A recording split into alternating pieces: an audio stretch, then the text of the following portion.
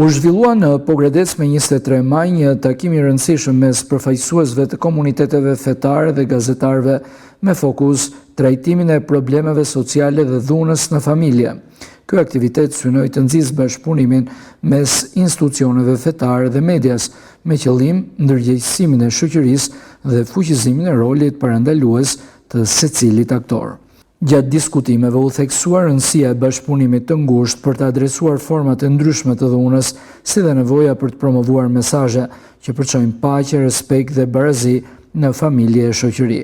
Përfaqësuesit fetar ndanë qëndrimet e tyre kundër dhunës dhe rolit që luajnë në mbështetjen e viktimave, ndërsa gazetarët theksuan përgjegjësinë që ka media për të pasqyruar çështjet sociale në mënyrë të drejtë dhe të ndjeshme. Ky projekt është një projekt shumë i rëndësishëm fakt, sepse ka në fokus të tij ekstremizmin e dhunshëm. Sot jemi këtu sepse kemi mbledhur liderat fetar që janë dhe ne i asociojmë si figura që i lidhin me paqen dhe sigurisht ato janë pikërisht kontribuesit kryesor që ndihmojnë për të pasur bashkëjetesën në komunitet. Gjithashtu ne kemi të ftuar edhe gazetarët lokal, pasi jemi të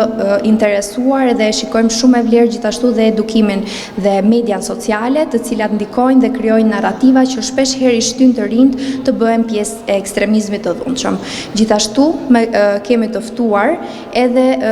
aktorë të rëndësishëm të shërbimit social, pasi pa ata ne duam të bëjmë pikërisht të mekanizmin e koordinimit që të jemi të gjithë bashkë për t'i dhënë zgjidhje këtij fenomeni që është ekstremizmi i dhunshëm. Ne jemi pikërisht në këto faza të trajnimit me liderat fetar dhe aktorë të tjerë shumë të rëndësishëm, pasi nëse ne i paraprim këtij fenomeni, vetëm kështu ne mund të arrijmë ato që synojmë për të sjellur paqen, tolerancën dhe për të pasur një komunitet i cili është bashkëpunues. Ky takim është një hap i rëndësishëm drejt krijimit të një rrjeti bashkëpunues për të luftuar dhunën në çdo formë të saj dhe për të ndërtuar një komunitet më të ndërgjegjshëm dhe më solidar.